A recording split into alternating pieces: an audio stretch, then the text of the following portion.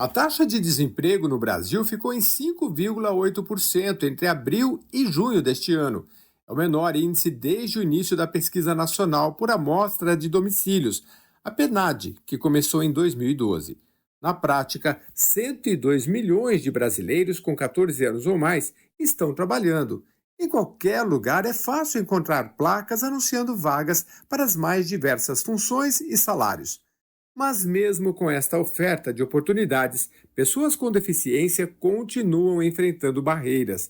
Isso inclui preconceito, a falta de qualificação e de oportunidades de estudo, além da infraestrutura inacessível e dos salários mais baixos. E tem mais: só 0,1% das pessoas com deficiência ocupam cargos de liderança, enquanto 63% nunca foram promovidas, o que mostra um entrave grande na progressão de carreira.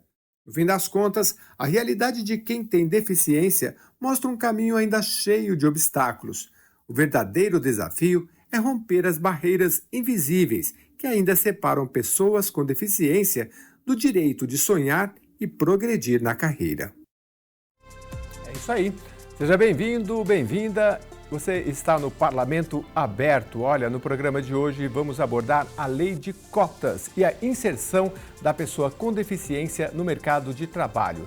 Também vamos destacar o evento Mês de Formação Sindical e Cultural do Sindialesp, que acontece nesta quinta-feira no plenário José Bonifácio, que tem o objetivo de discutir o papel dos sindicatos na defesa dos trabalhadores com deficiência.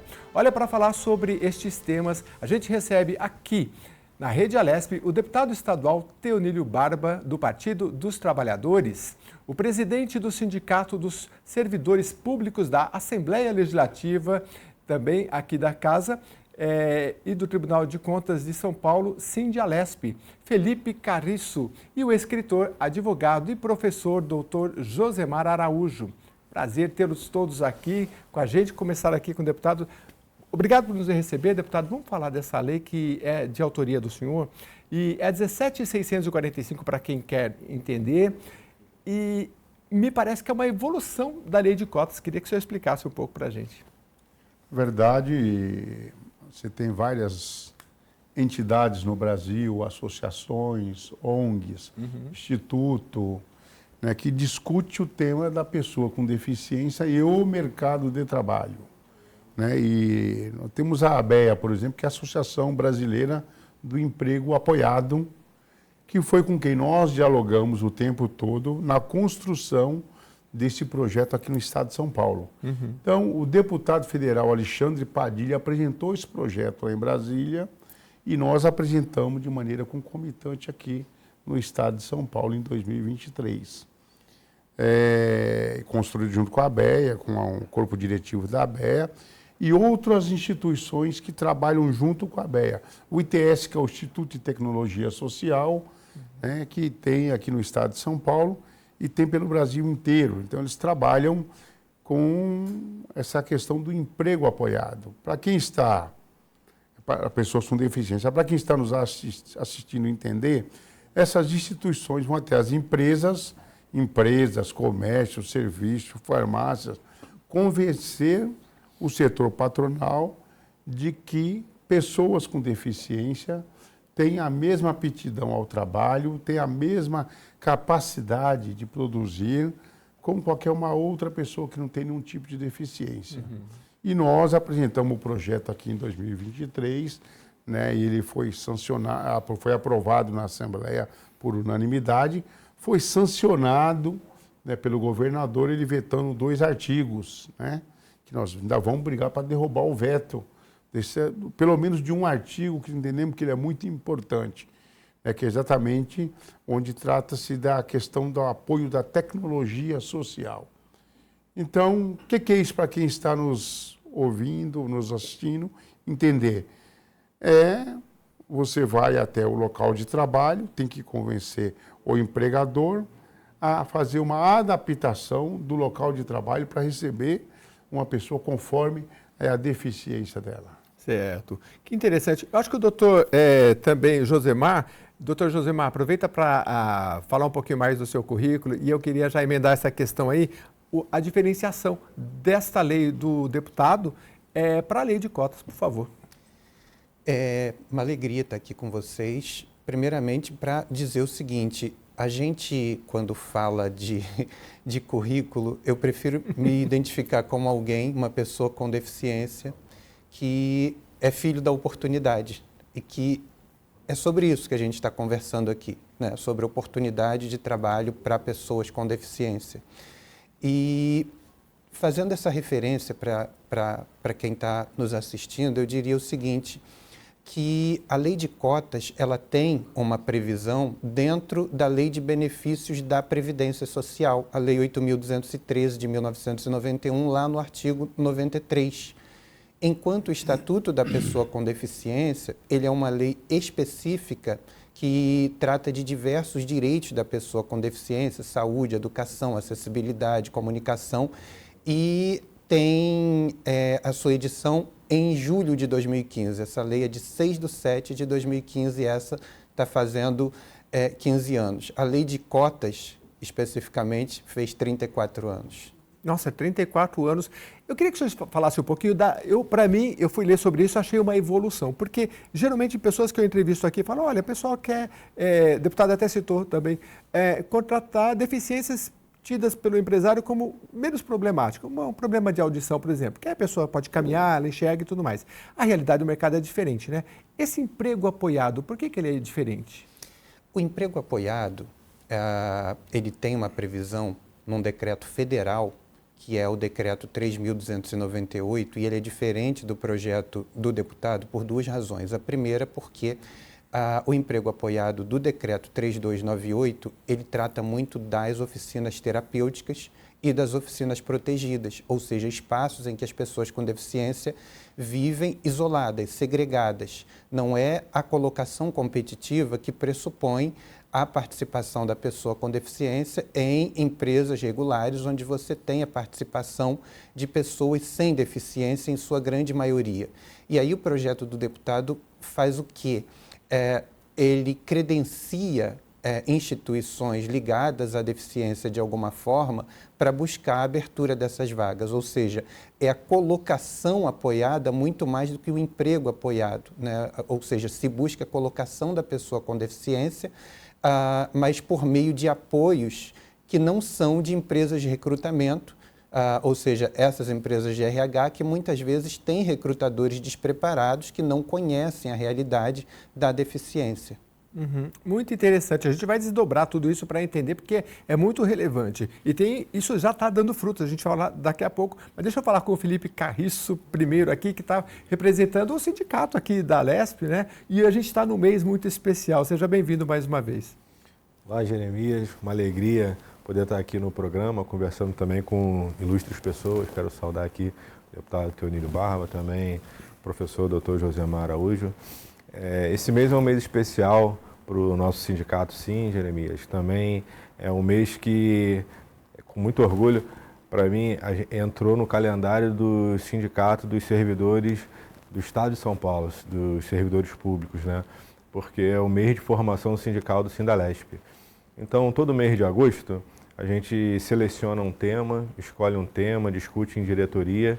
É lógico, né? Também é fruto do nosso trabalho ao longo do ano com outras entidades sindicais também, né? Tanto federação, confederação e centrais sindicais. E de um tempo para cá, de uns 2 anos, as centrais sindicais, né, que eu participo, a nova central sindical, o presidente Moacir, elencou o tema da pessoa com deficiência, do trabalho da pessoa com deficiência como um assunto a ser pautado e discutido, né? Uhum. Então, em confederações e federações está sendo muito comum esse assunto, né?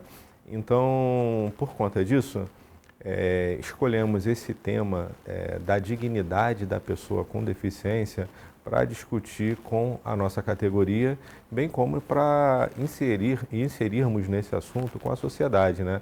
Então, o nosso mês de formação sindical vai ter a nossa atividade basicamente amanhã, no dia 28, né? Estamos falando no dia 28 e vamos contar com a participação de diversos sindicalistas que vão ver os temas que serão abordados. E o professor Josemar Araújo é um dos palestrantes, né? Porque a gente precisa conhecer melhor esse assunto, né? Eu quero trazer esse assunto para discutir com a nossa categoria.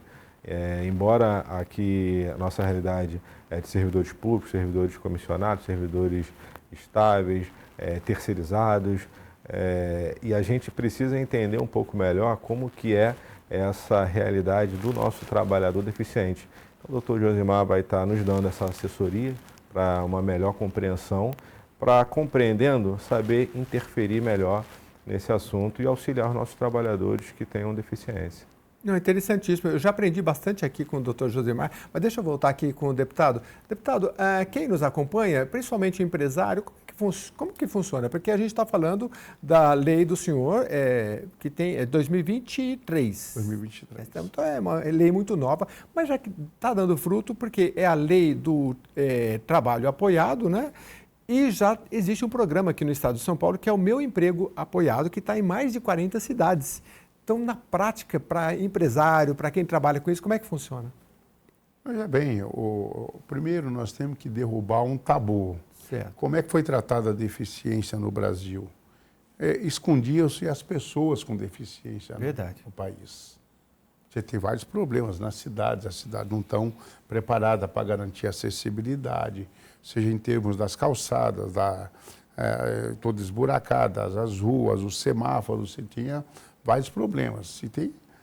E esse tema, ele começou a ser debatido, não é iniciativa das pessoas que não têm deficiência, é uma iniciativa das pessoas, famílias, que têm pessoas com deficiência no país. E aí começou a se debater esse tema. E algumas empresas, para burlar a lei brasileira citada pelo Dr. Josemar, começou, por exemplo, nós metalúrgicos do ABC, nós temos uma cláusula de garantia de emprego para quem sofre acidente no trabalho ou para quem tem uma doença profissional, uma doença por esforço repetitivo e tal. As empresas começaram a classificar essas pessoas que perdeu a mão numa prensa ou perdeu um dedo com uma pessoa com deficiência em função do acidente de trabalho. Ele passou a adquirir uma deficiência, mas a garantia de emprego dele é por conta da nossa convenção coletiva e não por conta da lei de cotas que ela não cumpriu. Então, algumas empresas começaram a usar isso. Isso nós transformamos isso num grande debate, dizendo que não. As empresas têm que cumprir as cotas conforme os números aqui dados pelo Jeremias, de 0 a 200, de 201 até X e depois de 1.000, a cota de 5%. Então, esse era um primeiro debate. O segundo debate é convencer que essas pessoas com deficiência, ele não pode viver só do BPC. Ele tem uma pessoa capaz, uma pessoa produtiva, né? O que precisa é as empresas adotarem o seu espaço, preparar o seu espaço para receber essas pessoas, para garantir a acessibilidade dessas pessoas. Então, existe um custo de investimento no começo, mas que a empresa ganha, né? A gente conversava aqui antes no intervalo, aqui nos bastidores, onde eu citava o problema de um determinado banco, que ele tinha um problema na área de tecnologia, né? E passava 3, 4 horas para resolver o problema e contratou uma pessoa autista de nível, que chama no autismo de nível moderado, né? Você tem o leve, o moderado, o severo, o nível 1, 2 e 3, e contratou uma pessoa de nível moderado, que é classificado como nível 2, que resolve o problema do Itaú em 15 minutos. Então, a partir dali, o Itaú começou a contratar pessoas com autismo e com outros tipos de deficiência, né? E tem outras empresas, por exemplo, que preferem contratar só, para cumprir a cota, o deficiente auditivo. Por quê? Ele enxerga, ele consegue ver, consegue andar, ele se movimenta bem dentro dos espaços, né? A empresa tem que preparar alguns locais, por exemplo, onde ele não consegue ouvir o barulho. Então, você colocar os sinalizadores, né, para que a pessoa saiba que ele está passando numa área de risco. Então, é esse o custo. Tem custo, mas é um problema da sociedade brasileira que nós e o mercado de trabalho tem que garantir que essas pessoas tenham acesso a um trabalho decente, né? Citava aí na abertura do programa do Parlamento Aberto, que apenas 0,1% dos deficientes assume algum tipo de responsabilidade, de liderança, tal, né? 63% estão desempregados, ou quando estão empregados não tem progressão salarial, não tem progressão na carreira. Então, tudo isso é temas a ser debatido. E o governo de São Paulo montou um programa chamado PEI, que é o Programa de Emprego Inclusivo. Aliás, eles estão usando a palavra empregabilidade, que eu prefiro chamar de emprego inclusivo. Né? Com base no nosso projeto de lei, eles já adotou os polos desse emprego em 41 cidades no último dado que a minha assessoria de imprensa levantou, a Rosana que está aqui nos acompanhando. Entendeu? Então, são dados importantes que começam a trazer algum tipo de efeito. A última cidade no ABC a adotar e criar esse polo, né, inclusivo é a cidade de Rio Grande da Serra. Né? O ABC é uma região conhecida pelo seu potencial, né, de ser um dos polos industriais mais fortes do país, talvez seja o principal polo industrial do país, da indústria de transformação, da indústria da construção civil, da indústria do agronegócio. Então, o ABC tem essa característica e eu fico muito feliz, não tenho problema, acho bom que o governo use a nossa lei e que ajude a debater, né, esse projeto. Embora, em momento nenhum, eles citem que a lei é nossa. Né? Entendi. Mas eu realmente achei uma super evolução mesmo e muito interessante. Porque é isso, não é, doutor Josemar? Eu queria que o senhor falasse um pouco da sua experiência, porque eu fico imaginando o senhor, um advogado com tantas especialidades, e já deu aqui demonstrações do seu conhecimento, desde estudar com deficiência visual até entrar no mercado de trabalho, o que um deficiente, no caso visual, ou de outras que o senhor conhece, enfrenta por esse caminho e que poderia ser melhor abordado? O deputado mencionou a questão de que as pessoas com deficiência viviam escondidas, né? Eu fui parte do processo de institucionalização, ou seja, a desinstitucionalização das pessoas com deficiência. Talvez para quem não saiba, o que foi o paradigma de institucionalização? Era aquela lógica de que a pessoa com deficiência morava, trabalhava e estudava no mesmo ambiente. Então, por exemplo, o Instituto Benjamin Constant, no Rio de Janeiro, onde eu estudei, foi uma dessas instituições. Eu vivi lá durante 12 anos e a minha vida era exatamente essa. Eu só ia embora para casa no final do ano. Eu sou de outro estado, eu não nasci no Rio de Janeiro. E aí você me pergunta quais são as dificuldades, né? Eu posso resumir para você as minhas assim. Eu estudei numa escola especial. Quando eu saio da escola especial, eu vou para uma escola regular. E na escola regular, eu era o único cego, talvez, da turma. E isso tinha algumas implicações. Prova, por exemplo. Quando eu cheguei na faculdade, eu ou fazia prova oral, ou eu fazia prova com uma máquina de datilografar. Quer dizer, eu sabia a posição das letras, A, S, D, F, G, C, cedilha, L, K, J, H, mas eu não lia o que eu escrevia. E era uma tarefa difícil. Hoje, a minha vida ela está mais fácil em função da tecnologia, mas eu não leio um livro impresso e muitas vezes eu dependo, de que um livro impresso seja transformado num arquivo digital, mas a vida está mais fácil. Agora, eu acho que a grande questão é oportunidade, é a gente se fazer ouvir.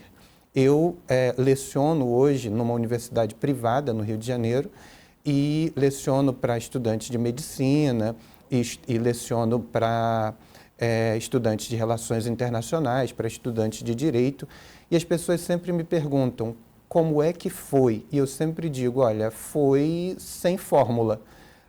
Não é porque eu tenho a deficiência visual que há uma fórmula para lidar com todas as pessoas com deficiência visual. O empregador, ele precisa ouvir a pessoa com deficiência visual, saber do que ela precisa, como atendê-la, porque não se faz a inclusão sem ouvir o principal interessado.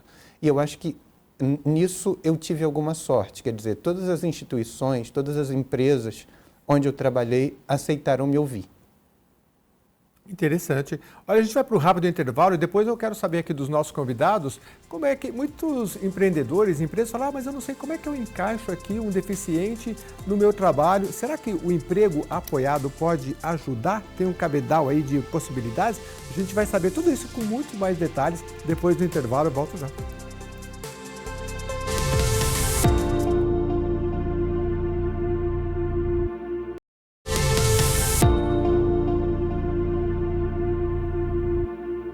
Estamos de volta aqui no Parlamento Aberto, conversando sobre lei de cotas, sobre deficiência, especialmente da empregabilidade, né? A questão do emprego. Nós estamos conversando aqui com o deputado estadual Teoniro Barba, do Partido dos Trabalhadores, que é autor de uma lei nesse sentido. Também com o Felipe Carriço, que é o presidente do Sindialesp, o sindicato aqui da Assembleia Legislativa do Estado de São Paulo.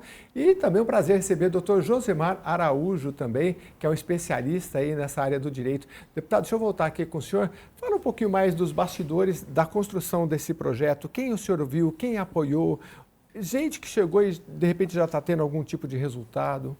Bom, primeiro, nós somos ouvir instituições que lidam com pessoas com deficiência. Foi no caso o ITS, o Instituto de Tecnologia Social, até porque já trazia essa experiência de ter dialogado essa questão do banco que eu falei. Eu não citei o nome do banco aqui para não fazer propaganda de nenhum banco, né? Fomos dialogar com a ABEA, né?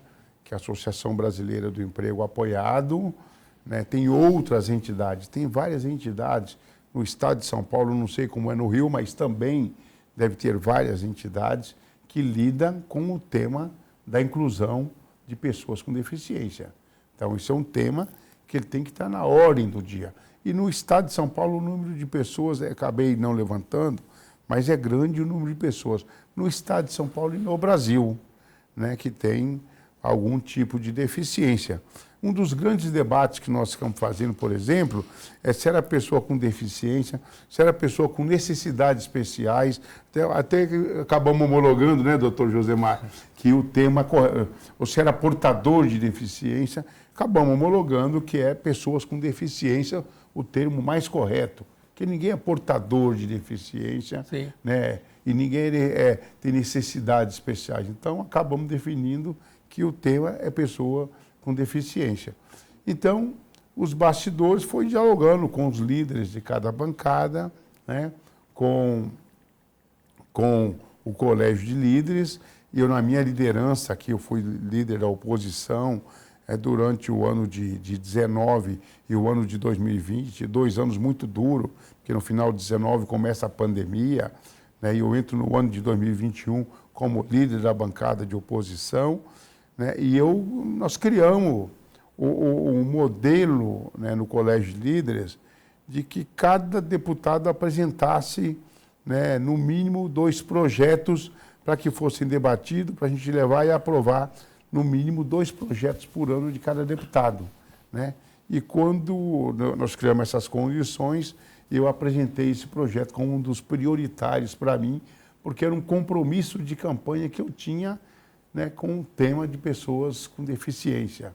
Nós já tínhamos apresentado um projeto anterior a esse, que era você ter a isenção do ICMS na compra de produtos para pessoas com deficiência. Bengala, cadeira de roda, o que tiver, que a pessoa necessitasse, entendeu? Então, já era um tema que eu debatia muito, porque o nosso sindicato dos metalúrgicos do ABC, ele tem as comissões. Lá tem a comissão da igualdade racial, tem a comissão de mulheres, tem a comissão da comunidade LGBTQIAPN+, tem a comissão de pessoas com deficiência, tem a comissão de juventude. Então, o nosso sindicato, ele é um sindicato que ele trabalhou muito esse debate do papel do sindicato cidadão. O sindicato extrapolar o debate além de discutir só a questão corporativa da categoria, que é discutir salário e condições de trabalho. Então, nós falamos, não, nós temos que botar o sindicato para fora dos muros da fábrica, para fora dos muros do sindicato. Então, esse debate a gente começa no nosso sindicato, faço uma referência ao meu sindicato, peço licença ao meu amigo Felipe, porque esse é um debate que nós começamos em 1996, o debate do sindicato cidadão, né? Então, não era só os sindicatos metalúrgicos do ABC. Quando eu saio da Volkswagen, ou quando eu saía da Ford, as duas montadoras que eu trabalhei, que eu ia para o meu bairro, qual era o problema que meu vizinho tinha, qual era o problema que tinha a Associação Amigos do Bairro, qual era o problema que a igreja lidava, né, nas campanhas de fraternidade, nas campanhas de arrecadação, em campanhas do agasalho. Então, nós estamos debatendo para esse período de transição do Sindicato Cidadão. Então, isso trouxe vários debates novos, nós fomos trazendo para o meio da nossa categoria, né?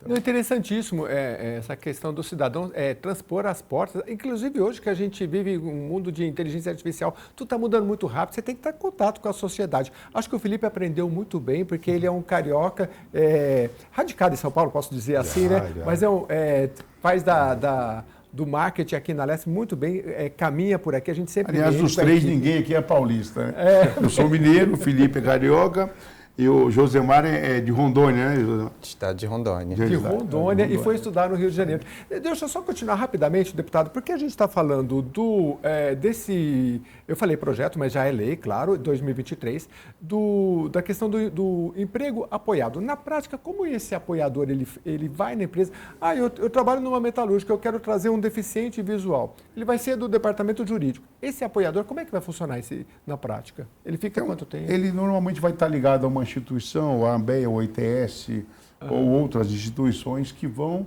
e que abrem as portas das empresas e dialogam com as empresas, né, marcam uma audiência com a pessoa da área do recrutamento, ou da contratação, ou da área de recursos humanos, ou da área de relações trabalhistas, né? Se for uma empresa maior, né? As empresas menores, você vai dialogar com a farmácia, é diferente, você vai lá e dialoga direto na rede da farmácia, entendeu? Então depende da modalidade de cada empresa. Aliás, você falou farmácia, em farmácias que eu vou perto de casa sempre tem, eu já reparei isso, que algumas empresas estão trazendo isso para si. Aliás, é interessante isso, né, Felipe, porque olhar pelo lado do talento, como o deputado falou, por exemplo, o autista, geralmente ele é muito focado em alguma coisa que ele pode ser melhor do que todo mundo.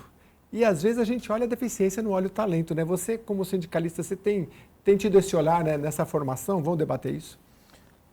É nosso papel, né? Nosso papel é esse, né? De conseguir, no seio da categoria, né, ver nossos talentos, né, e conseguir fazer com que o trabalhador, ele no seu trabalho, ele potencialize aquilo que é o seu grande dom, aquilo que é o seu grande para aquilo que ele se formou, né?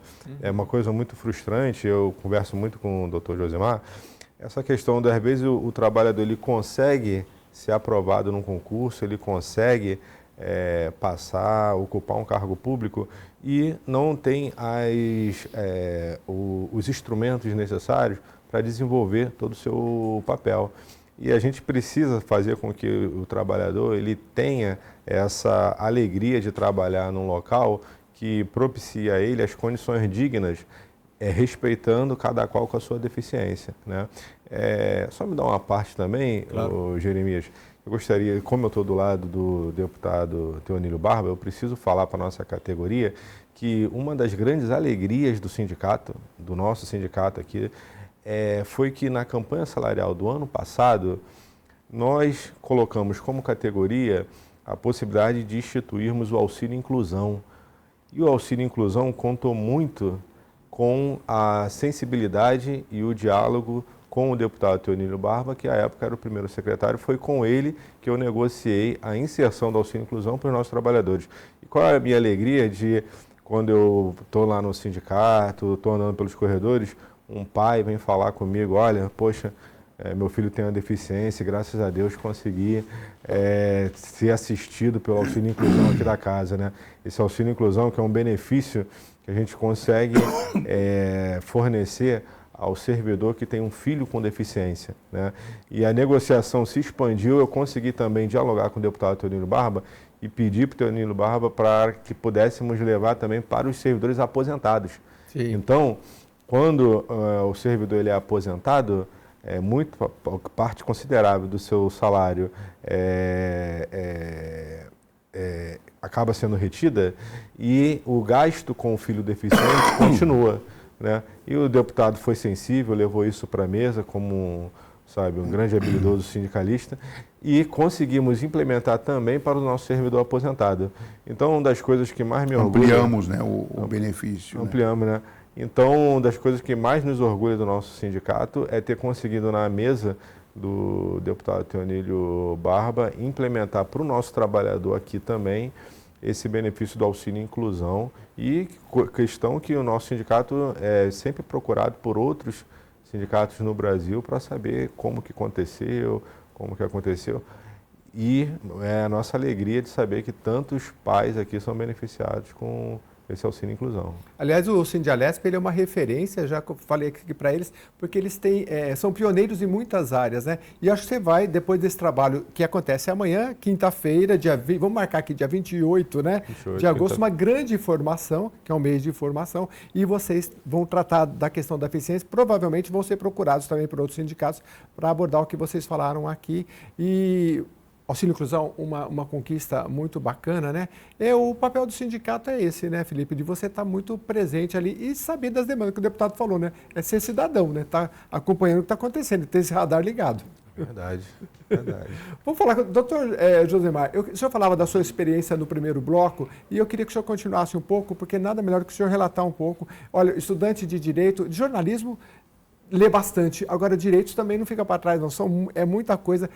O senhor passou por toda essa trajetória, sendo um deficiente visual, mas chegando na empresa, o senhor chegou a atuar em alguma empresa ou no setor público? Como é que foi esse espaço aí? Eu comecei a trabalhar muito jovem, muito novo, eu diria, na adolescência. E passei por algumas empresas. Eu diria para você que depois que eu deixei o Instituto Benjamin Constant e entrei no ensino médio, eu comecei a trabalhar. E passei por algumas empresas ao mesmo tempo em que fazia 2 cursos universitários, né? Então, uma das empresas que eu trabalhei foi a Embratel, isso com 20 anos de idade.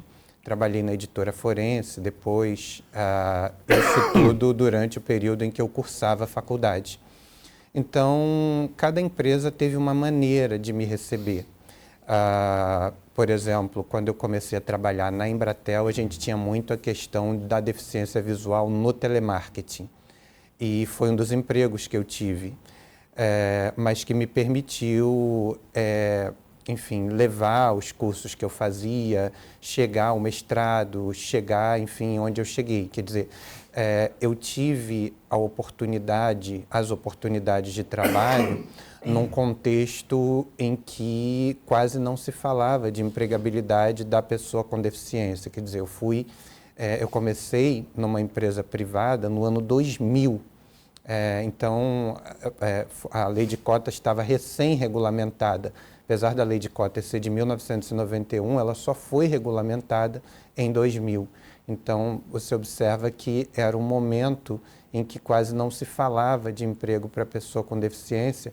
Hoje a gente tem, por exemplo, um nível de contratação entre 1%, 1,3%, segundo a Relação Anual de Informações Sociais de 2024. E isso é um grande avanço se a gente for comparar com o ano 2000, em que você tinha menos de 1.000 empregados contratados.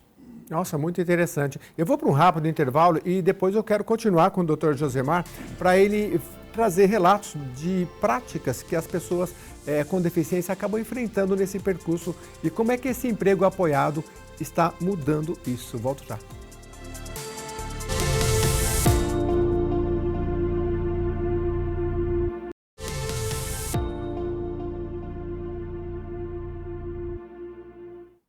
Estamos de volta aqui no Parlamento Aberto, conversando sobre a questão da deficiência e a empregabilidade, né? Estamos recebendo aqui os nossos entrevistados que estão falando aqui especificamente de coisas técnicas e especificamente da vivência. Eu vou voltar aqui com o Dr. Josemar, que é advogado, falava bastante da sua experiência. Doutor, o que o senhor verifica, às vezes chega depoimentos de colegas nessa trajetória de entrar no mercado de trabalho, porque a gente tem a lei de cotas, que o senhor bem explicou, de 2% a 5% para empresas acima de 100 funcionários, é obrigatório. E geralmente a gente vê assim, olha, conhece alguma pessoa deficiente? Precisa cumprir a cota, né? Não é bem por aí, a gente tem que inverter isso. O que essa lei do deputado altera? Dá um exemplo prático do trabalho apoiado, o que ele muda? Eu sou muito crítico em relação às empresas de recursos humanos. Certo. Elas buscam pessoas com deficiência com um nível de qualificação que a própria educação que o Estado oferece à pessoa com deficiência muitas vezes não permite. Muitas vezes as pessoas me dizem, Josemar, mas olha você tem formação, e eu digo, eu sou a exceção que confirma a regra. Quantas pessoas mais você conhece? Então, a primeira coisa que a gente precisa pensar é que, se a gente for nos padrões de certas empresas de recrutamento que existem e que prestam serviço no Brasil, não vai contratar ninguém. E a razão é muito simples, quer dizer, é muito fácil quando você eleva os níveis de qualificação, você dizer que a pessoa com deficiência não está qualificada. O segundo problema é que existe entre as pessoas com deficiência o medo, e boa parte das pessoas com deficiência recebe BPC, e existe o receio de perder o BPC, o que já mudou. Hoje em dia não se perde mais o BPC, o benefício de prestação continuada, em função da assunção de cargo em empresa privada. Aliás, hoje você tem a figura do auxílio inclusão, que é diferente do que o Felipe falou aqui, ou seja, o auxílio inclusão é pago pela Previdência Social, instituído pela Lei Brasileira de Inclusão, para aquela pessoa que ganha até 2 salários mínimos, está no mercado de trabalho exatamente para que ela venha a se qualificar. Então, hoje você tem, inclusive, esta possibilidade. E eu acho que a terceira grande dificuldade da colocação da pessoa com deficiência no mercado de trabalho é a própria percepção da deficiência como incapacitante, algo que a gente ainda não conseguiu mudar totalmente no nosso país. Isso que eu queria que você continuasse, porque assim, o deputado deu um exemplo de uma instituição financeira que a produtividade, acho que aumentou 10 vezes, né, deputado? Essa questão cultural que a gente tem que olhar, não a deficiência, mas para o talento, a produtividade que aquela pessoa pode trazer, como é que a gente vai alterando essa cultura? Acho que essa lei vai ajudar nesse sentido, né? Eu creio que há 2 formas da gente pensar a pessoa com deficiência. Segundo, sob a lógica do estereótipo. Você pensa numa pessoa cega. O que você imagina? Você imagina um cego parado querendo atravessar a rua de bengalinha na mão e óculos escuros. E aí, talvez, seja melhor a gente pensar, bom, eu posso mudar a representação que eu tenho da pessoa com deficiência. Do cego, por exemplo, só para a gente ficar em casa. A segunda questão é a gente sair, então, do estereótipo e perceber o ser humano qualificado ou qualificável. A gente encontra pessoas com deficiência que não têm qualificação e encontra pessoas com deficiência com muita qualificação hoje em dia, sobretudo porque você já tem, inclusive, um sistema de cotas instituído pela Lei 13.409, que assegura um quantitativo de vagas para pessoas com deficiência nas universidades. E hoje em dia, o quantitativo de pessoas com deficiência que vêm se qualificando e estão qualificadas é muito maior, por exemplo, do que há 20 anos atrás. Então, a gente precisa entender e compreender que a gente precisa se libertar dos estereótipos. Eu acho que isso é fundamental. E aí, te respondendo objetivamente sobre a lei do deputado, as instituições que conhecem a pessoa com deficiência, elas podem falar muito melhor, expor muito melhor e mostrar de forma muito mais adequada a qualificação das pessoas com deficiência, muito mais adequadas do que as empresas de recursos humanos que não conhecem muito sobre deficiência. Você, como deficiente visual, eu não sei se é de nascença, se você podia explicar para a gente, mas você acha que aguça outros sentidos em você, como a audição? Às vezes você ouve uma pessoa falar, pô, esse cara já explicou 3 vezes e ele não está entendendo, porque talvez a pessoa é muito visual, está prestando atenção em outras coisas. E intelectualmente, no cérebro, você acha que tem outras diferenças que fazem com que deficientes tenham áreas que tenham talentos mais expressivos ou se desenvolva? Eu sempre brinco com os meus alunos, né, que eles sempre dizem isso. Você, então, porque você não enxerga, você ouve melhor, né? Eu sempre digo o quê? Porque esse é um grande estereótipo, né? Entendi. Você dizer toda grávida enjoa. Não, nem toda pessoa reage da mesma maneira ao mesmo fenômeno biológico. Agora, eu me vejo obrigado a utilizar mais o meu ouvido. Certo. Eu preciso atravessar uma rua, eu vou olhar para um lado, não vou ver nada, vou olhar para o outro, não vou ver nada, o que eu vou fazer? Eu vou ouvir, eu vou utilizar mais o meu ouvido. Esse é um ponto. E aí, por conta disso, a gente acaba meio que utilizando mais outros sentidos e dá a impressão de que eles são melhores. Não, eles são mais utilizados. Entendi. Interessante. Eu entrevistei aqui, por exemplo, um rapaz que ele estava com prótese nas duas pernas, né? E aí, perguntando, ele falou, a minha sensação, como é que eu ando? Como se eu estivesse em cima de alguma coisa andando de joelho. A percepção que a gente olha, fala, não, o cara não está andando de joelho, ele está com uma perna. Ou seja, é a nossa dificuldade de se colocar no lugar do outro e ter a percepção dele, né? Muito interessante. Deputado, eu queria que o senhor... eu estava fazendo uma pesquisa breve aqui, nós estamos falando da lei que o deputado Barba aprovou aqui na casa, foi sancionado, que é do trabalho apoiado. E isso deu frutos no governo do estado porque se transformou em um programa que já está em 41 cidades. O programa fala em alguma coisa do apoiador, mapeamento do perfil da pessoa, né? Articulação com a empresa, como o senhor falou, treinamento inicial no posto de trabalho, mediação com colegas de chefia, retirada gradual do apoio. Queria que o senhor incrementasse isso para a gente, porque é eficaz, né? A pessoa está ali, conhece, é diferente do cara chegar e falar, começa a trabalhar amanhã, não tem nenhum treinamento, não teve essa interlocução entre quem emprega e quem chegou, né? Teria uma quinta coisa que eu colocaria aí, que é combater o capacitismo. Certo. O capacitismo é um tipo de preconceito em relação às pessoas com deficiência, né, que a sociedade pratica, alguns de maneira imperceptível, outros não praticam, porque sabe que está fazendo mesmo, que ele não quer colocar na empresa dele alguém que tem algum tipo de deficiência, né? Como você tem preconceitos em várias outras áreas, né?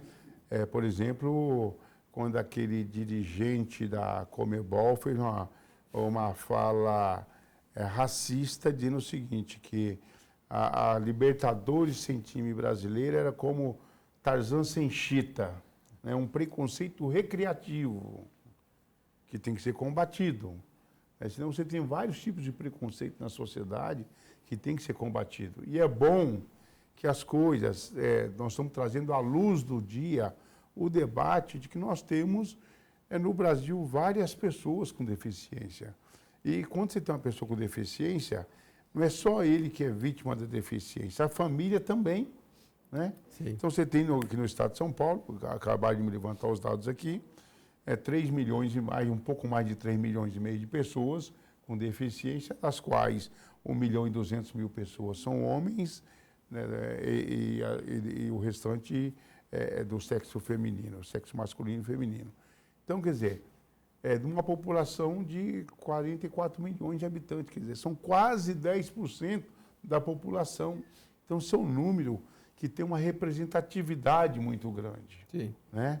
Então, aí entra a importância do apoio da tecnologia social, das pessoas, das instituições que vão até o local de trabalho, explica, às vezes a empresa não está preparada, não preparou, não contratou alguém, né, que está preparado para receber uma pessoa que tem algum tipo de deficiência. E como o professor acabou de citar, nós temos um problema de origem, que é na nossa formação escolar. As nossas escolas não estão preparadas para garantir o acesso de uma pessoa com deficiência.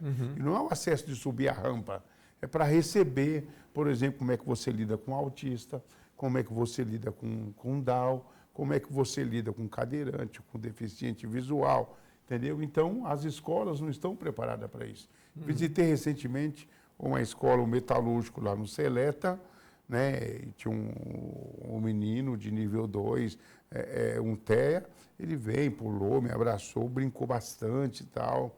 Mas assim que eu entrei na sala, ele ficou apavorado, porque ele não me conhecia. né? E aí eu fui dialogar com a professora, como é que é o apoio que ela recebia ali. Então, a escola com mais de 10 salas de aula tinha 2 profissionais para atender as mais de 10 salas de aula, né?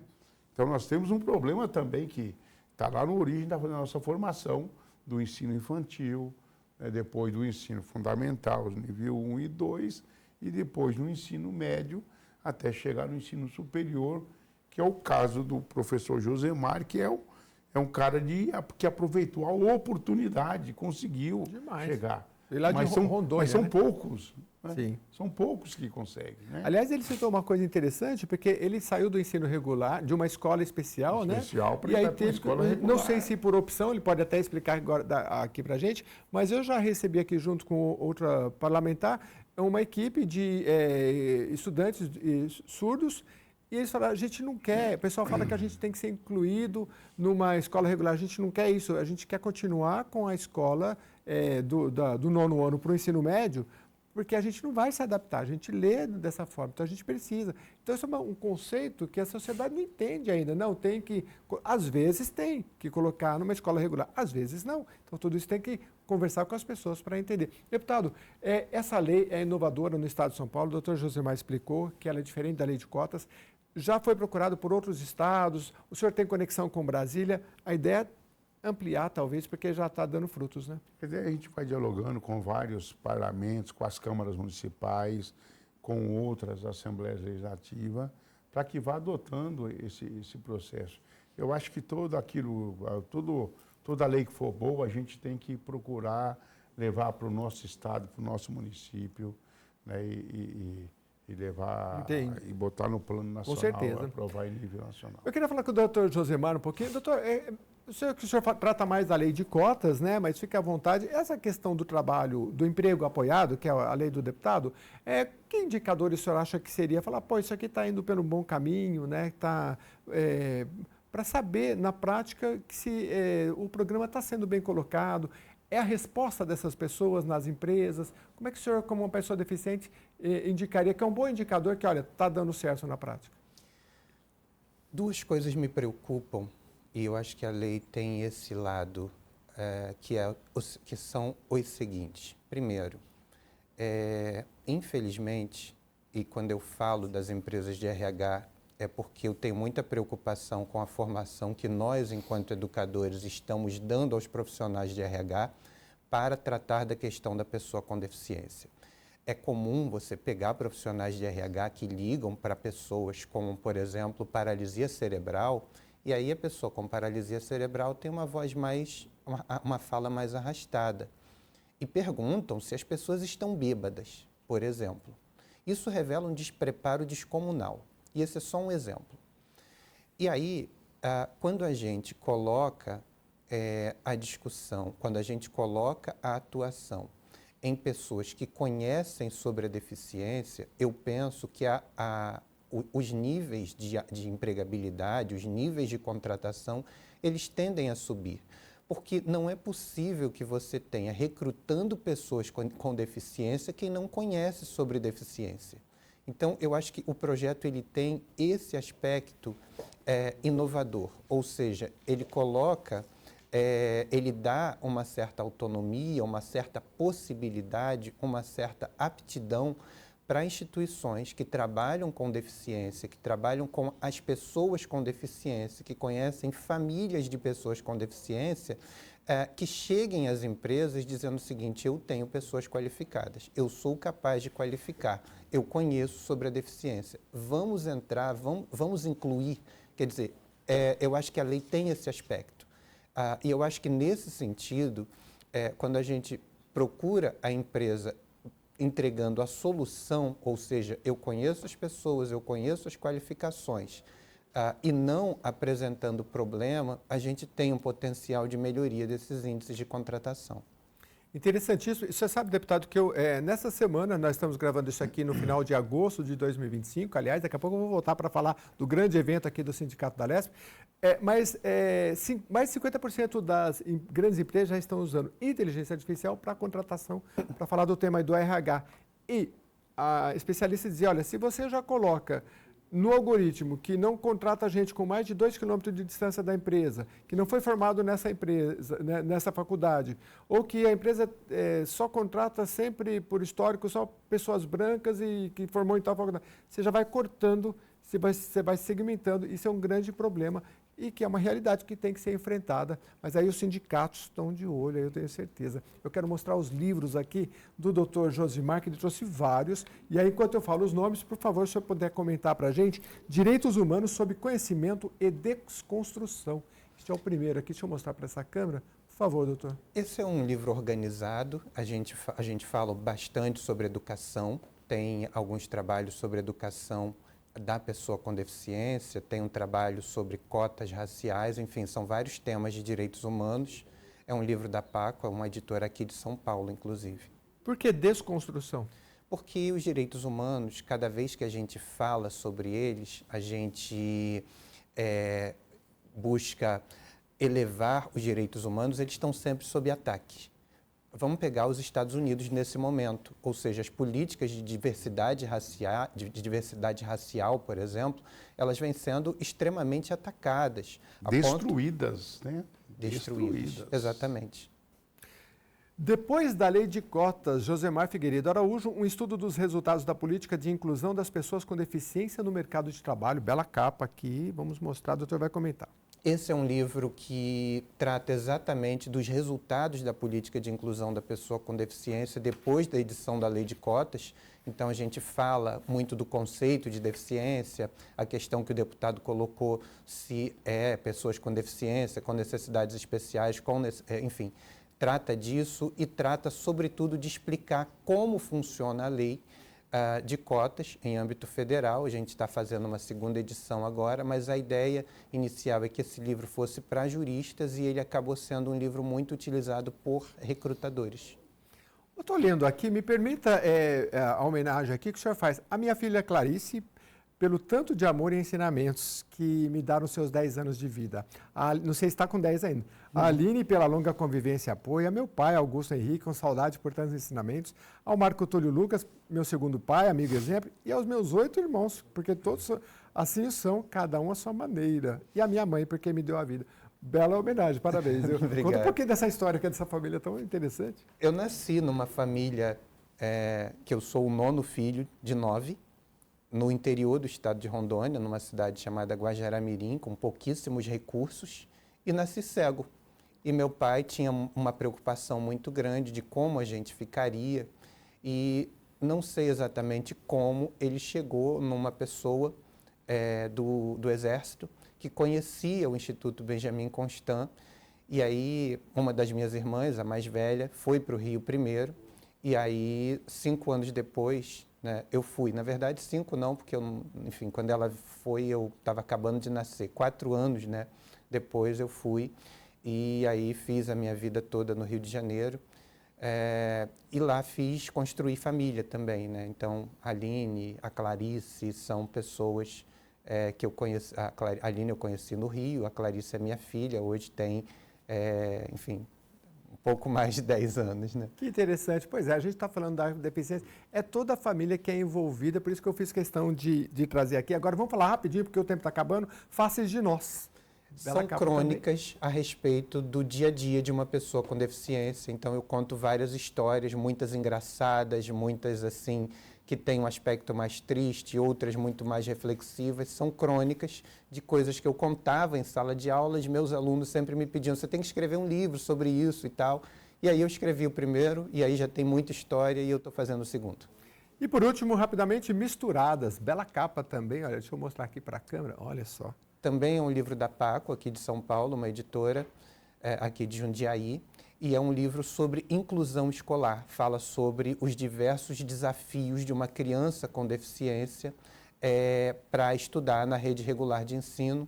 E aí eu desenvolvo um conceito que é o de comandos inclusivos rígidos, né? Que é a ideia de que você faz uma lei, ou seja, se a escola não cumpre, o educador muitas vezes é preso. E aí isso foge muito ao escopo da própria noção de educação inclusiva, que é muito cooperação e não punição. Então, esse livro trata muito disso e com vários casos práticos, né? Muitos casos que eu estudei mesmo. Precisa voltar no programa para a gente falar só dele. Doutor Josemar, obrigado pela sua presença, por ter vindo lá do Rio aqui dar essa colaboração. Eu que agradeço. Felipe, por favor, faz o convite final aí, porque amanhã é um grande dia, a gente vai liberar ele para trabalhar, que ele está louco para trabalhar. Olha, Jeremias, muito obrigado. É uma alegria estar aqui nesse programa. Eu quero convidar todos os nossos trabalhadores, sabe? Um convite especial, aqueles que têm alguma deficiência. O sindicato está colocando esse assunto na pauta. O sindicato quer ouvir, entender um pouco melhor. O doutor Josemar hoje vai estar nos dando assessoria até o final do ano para a gente conseguir fazer boas propostas, inclusive para a mesa, entendendo bem essa realidade do trabalhador deficiente da casa, a fim de qualificar as oportunidades e aquilo, né, o deputado Teonílio Barba, que a gente é do movimento sindical e a gente entende, o projeto do trabalhador é ser feliz. Quando eu vou lá nos metalúrgicos, né, eu sempre ouço lá do presidente Moisés, o projeto do trabalhador é a felicidade, é ser feliz. E a gente quer inserir isso também, o trabalhador deficiente. Ele está aqui na Assembleia e ele vai ser feliz a depender do nosso sindicato. Então, já faço o convite, sabe, aos trabalhadores que possuam alguma deficiência, saibam que aqui você tem um sindicato, você vai ser ouvido, a gente vai iniciar uma política de trabalho sindical para esse público e amanhã é o start, né? E colocamos esse assunto e quero convidar também toda a sociedade. O seu programa é de uma audiência incrível, pessoas que queiram entender um pouco melhor desse assunto, que por favor estejam conosco. Vai ser transmitido no YouTube, alguma coisa? As pessoas podem...